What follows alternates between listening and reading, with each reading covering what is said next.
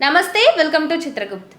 మనం చూసేవే నిజాలు అని మన మైండ్ నమ్ముతూ ఉంటుంది. కానీ ఆ నమ్మకాన్ని కూడా ఏఐ మార్చగలదంటే మీరు నమ్ముతారా? అవును, నిజమే. మనం చూసినవి ఇన్ని సంవత్సరాలు అంటే పుట్టినప్పటి నుంచి మనకు ఉన్న మెమరీస్ని కూడా మార్చే ఒక పవర్ ఏఐకి మనమే ఇస్తున్నాం. అయితే ఇప్పుడు దీని గురించి ఎందుకు మాట్లాడుతున్నానంటే రీసెంట్గా ఎవరైనా సరే ఈ ఏఐ టూల్స్ని ఏవైతే ఉంటాయో చాట్‌జీపీటీ కానీ, జెమినీ ఏఐ కానీ అన్నీ చాలా వరకు కూడా వాడకం అనేది చాలా ఎక్కువైంది. ఒకప్పుడు ఏదైనా ఇన్ఫర్మేషన్ కోసమో లేదంటే ఏదైనా వెతకడానికి వాడేవాళ్ళు కానీ ఈ మధ్య కాలంలో అయితే ప్రతి చిన్నదానికి కూడా ఈ ఆర్టిఫిషియల్ ఇంటెలిజెన్స్ పైనే డిపెండ్ అవుతూ ఉన్నారు.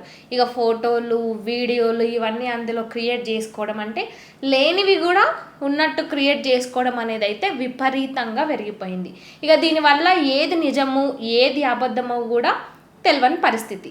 ఇంకా చెప్పాలంటే ఫేక్ న్యూస్ అనేది మనం బాగా వింటుంటాం. ఏదైనా న్యూస్ అది ఫేక్ అయితే ఇది ఫేక్ న్యూస్ అంటూ ఉంటాం. కానీ ఫేక్ మెమరీ అనేది ఉంటుందా అంటే ఉంటుంది. ఫేక్ మెమరీ అది ఏ విధంగా అంటే ఈ చాట్‌జీపీటీ వీటన్నిటిని, జెమినీ ఏఐ కానీ వీటన్నిటిని మనం వాడడం వల్ల వరుసగా వీటిని రిపీటెడ్గా వాడుతూ ఉండడం వల్ల ఏమవుతుందంటే లేనిది కూడా ఉన్నట్టు మనం ఊహించుకుంటున్నాం. సింపుల్గా ఒక ఎగ్జాంపుల్ చెప్పాలంటే ఇప్పుడు ఒక ఫోటోని చిన్నప్పుడు ఎక్కడికో వెళ్ళినట్టు ఆ ఫోటోని అందులో అంటే ఏఐకి ఇచ్చి క్రియేట్ చేసుకుంటూ ఉంటారు. అయితే దీన్ని రిపీటెడ్గా ఇలాంటివి జరుగుతున్నప్పుడు మళ్ళీ అవి చూసినప్పుడు నిజంగానే మనం అక్కడికి వెళ్ళాము అనే ఒక అనుభూతి వస్తుంది. చూసిండ్రా? ఆ అనుభూతి నిజంగానే ఇది ఒక మెమొరీ జరిగింది అన్నట్టుగా కూడా మనుషులు ఈ ఆర్టిఫిషియల్ ఇంటెలిజెన్స్ని వాడుతూ ఉండడం వల్ల అది ఈజీగా నమ్మేస్తున్నారట. అయితే రీసెంట్గా MIT మాసాచ్యూసెట్స్ ఇన్స్టిట్యూట్ ఆఫ్ టెక్నాలజీ చేసిన ఈ టెక్నాలజీకి సంబంధించిన పరిశోధకులు చేసిన రీసెర్చ్లో తేలింది ఏంటంటే ఈ ఆర్టిఫిషియల్ ఇంటెలిజెన్స్తో జాగ్రత్తగా ఉండండి.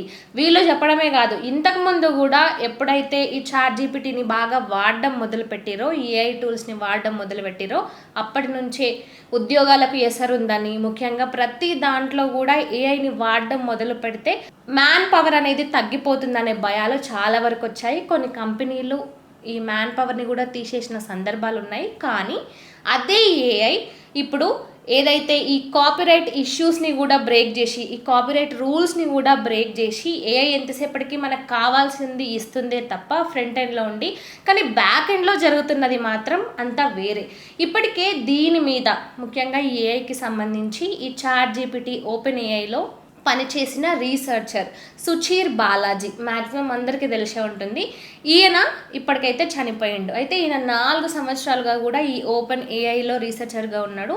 4 సంవత్సరాల తర్వాత ఆయన బయటకు వచ్చి ఆయన న్యూయార్క్ టైమ్స్కి ఇచ్చిన ఇంటర్వ్యూలో ఆయన చెప్పింది ఏంటంటే అసలు ఈ ఏఐని నమ్మకండి, ఇది మీకు చూపిస్తుంది ఒకటి, వెనకాల చేస్తుంది ఒకటి. కాపీరైట్ ఉల్లంఘనలు ఏవైతే ఉంటాయో వాటన్నిటిని కూడా బ్రేక్ చేస్తుంది, ముఖ్యంగా ట్రస్ట్ని బ్రేక్ చేస్తుంది. ఎథికల్గా లేదు ఈ ఏఐ ఆర్టిఫిషియల్ ఇంటెలిజెన్స్, దీనితో జాగ్రత్తగా ఉండాలి. ఇటు బిజినెస్ మ్యాన్లైనా, ఎంటర్ప్రీన్యూర్లైనా, లేదంటే పొలిటికల్ లీడర్ కానీ ఎవరైనా సరే, ఒక్కరని కాదు ప్రతి ఒక్కరు కూడా ఈ ఏఐతో చాలా జాగ్రత్తగా ఉండాలి. దీనికి సంబంధించిన పూర్తి ప్రూఫ్స్ కూడా నాతో ఉన్నాయి. వీటన్నిటిని తీసుకొని నేను కోర్టుకి వెళ్తానంటూ కూడా ఆయన న్యూయార్క్ టైమ్స్కి ఇచ్చిన ఇంటర్వ్యూ తర్వాత ఏమైందంటే ఆయన అనుమానాస్పదంగా మృతి చెందిండు. ఇప్పటి వరకు కూడా ఆయన ఎలా చనిపోయాడనేది ఒక మిస్టరీనే. కానీ సో అంటే దీనికి వ్యతిరేకంగా ఈ ఏఐని వాడడం డేంజర్ అంటూ అప్పటి నుంచే చెప్పడం మొదలుపెట్టారు. చాలా వరకు కూడా ముఖ్యంగా ఈ టెక్ వరల్డ్కి సంబంధించి ఈ ఏఐ ప్రమాదం ఉంది అని మాత్రమే ఇన్ని రోజులు మాట్లాడిండ్రు. కానీ ఇప్పుడు సామాన్యులకి కూడా ముఖ్యంగా చాలామంది ఏఐ వచ్చిన తర్వాత ఏఐతో ఒక ఫ్రెండ్లీగా మాట్లాడడము, అసలు ఎటువంటి పరిచయాలు కూడా అంటే ఎవ్వరు మనుషులు లేకున్నా కూడా ఈ ఏఐతో మాట్లాడుతూ ఏఐతో ఫ్రెండ్షిప్ చేస్తూ అలా చనిపోయిన వాళ్ళు కూడా చాలామందే ఉన్నారు. మార్చ్ 2023 నుంచి మే 2026 వరకు చూసినట్లయితే ఇప్పటి వరకు కూడా 30 మంది ఈ ఏఐ టూల్స్ని వాడి అంటే దీనికి బాగా అడిక్ట్ అయిపోయి అసలు నిజమేదో అబద్ధమేదో తెలియక అది బాగా ఇన్ఫ్లుయెన్స్ చేయడం వల్ల 33 మంది వరకు కూడా చనిపోయినారు. ఇందులో మైనర్లు 30% వరకు ఉన్నారు. వాళ్ళ ఏజ్ వచ్చేసి 11 నుంచి 17 సంవత్సరాలు ఉన్న వాళ్ళే ఇందులో చాలా ఎక్కువగా ఉన్నారు. అయితే ఈ ఏఐకి సంబంధించి ఇప్పటికే చాలా వరకు హెచ్చరికలు వచ్చినాయి. దాన్ని వాడడం తగ్గించండి, వాడండి కానీ చూసి వాడండి అనే హెచ్చరికలు వచ్చినప్పటికీ కూడా దాన్ని ఎవరూ పెద్దగా పట్టించుకోలేదు.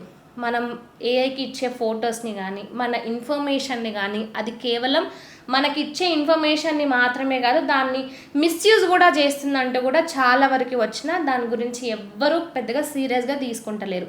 కాకపోతే దీని మీద ఖచ్చితంగా సీరియస్గా తీసుకోవాల్సిందేనంటూ ఇటు పరిశోధకులు అదేవిధంగా సైకాలజిస్టులు కూడా చెప్తున్నారు. అయితే ఈ ఏఐ ద్వారా మనకు ప్రమాదం పొంచి ఉంది. ఇంకొకటి ఏంటంటే మన మైండ్ ఏదైనా ఒకటి చెప్తే ఈజీగా ఇన్ఫ్లుయెన్స్ అవుతుంది, మన మెమొరీ కూడా ఈజీగా ఇన్ఫ్లుయెన్స్ అవుతుంది అని 30 సంవత్సరాల కిందటనే అనుకున్నారు. అది ఇప్పుడు ఈ ఏఐ ద్వారా జరుగుతుంది. చాలామంది ఫొటోస్ వీడియోస్ వీటన్నిటిని క్రియేట్ చేసుకోవడం ఇవన్నీ చేస్తున్నారు. కానీ ఇది ఇంకా కొనసాగితే అంటే ఏఐని డైలీ వాడడంలో అలవాటు చేసుకున్నారు, ఇంకా దానికి ఎక్కువ అడిక్ట్ అయిపోతే ముందు రోజుల్లో ఇంకా ప్రమాదం జరిగే అవకాశాలు అయితే చాలా ఉన్నాయంటూ కూడా సైకాలజిస్టులు పరిశోధకులు కూడా చెప్తున్నారు. దీని గురించి ఇంకొక ఎగ్జాంపుల్ చెప్పాలంటే 1995లో లోప్టెస్ అనే ఒక సైంటిస్ట్ చేసిన ఒక చిన్న పరిశోధన ద్వారా తెలిసింది ఏంటంటే అప్పట్లో కొంతమందిని అంటే వాళ్ళ మీద చేసిన ప్రయోగం ద్వారా తెలిసింది ఏంటంటే వాళ్ళందరూ ఒక షాపింగ్ మాల్లో మిస్ అయినట్టు వాళ్ళ మీద ఇలాంటి ప్రయోగం చేసినప్పుడు తెలిసింది ఏంటంటే వాళ్ళు అసలు మిస్ అవ్వలేదు. కానీ ఈ ప్రయోగం వల్ల తెలిసింది ఏంటంటే వాళ్ళు నిజంగానే మిస్ అయ్యారని వాళ్ళే ఒప్పుకున్నారు. ఇంకా వాళ్ళు ఏ రేంజ్లో ఇన్ఫ్లుయెన్స్ అయ్యారనంటే అసలు ఆ షాపింగ్ మాల్లో ఎలాంటి స్మెల్ వచ్చింది, వాళ్ళని ఎవరు రక్షించారు అనే వీటన్నిటినీ కూడా క్రియేట్ చేసుకునే అంత ఇన్ఫ్లుయెన్స్ ఈ ఏఐ చేస్తుంది అనేది అయితే క్లియర్గా అర్థమైంది. ఇక అంతేకాకుండా ఇప్పుడు ప్రస్తుతం ఎంఐటి ఉందో ఈ ఎంఐటి చేసిన పరిశోధనలో కూడా తెలిసింది ఏంటంటే ఒక 200 మందిని తీసుకొని ఆ 200 మందిని 4 గ్రూపులుగా డివైడ్ చేసారు. ఈ 4 గ్రూపుల వ్యక్తులకు ఏం చేసారనంటే ఈ ఏఐ టూల్స్ని యూజ్ చేసి ఫోటోలు వీడియోలు వీటన్నిటిని క్రియేట్ చేసి వాళ్ళకి ఇచ్చి వాళ్ళతో మాట్లాడిన తర్వాత అంటే వాళ్ళ మీద ప్రయోగం చేసిన తర్వాత తెలిసింది ఏంటంటే వీళ్ళు ఏదైతే ఈ ఏఐని యూజ్ చేసి అక్కడ ఫొటోస్ వీడియోస్ క్రియేట్ చేసుకున్నారో వాళ్ళు అవి నిజమే అని చెప్తున్నారంట. ఇంకా గట్టిగా మనకి ఏదైతే కోర్టులలో ఒక లాయర్ గట్టిగా వాదించి మనని ఇన్ఫ్లుయెన్స్ చేస్తే ఏ విధంగా ఉంటుందో అదే విధంగా ఈ ఏఐ టూల్స్ చాలా ఫ్రెండ్లీగా చాలా నార్మల్గా ఆ లెవెల్లో వీళ్ళని ఇన్ఫ్లుయెన్స్ చేసింది.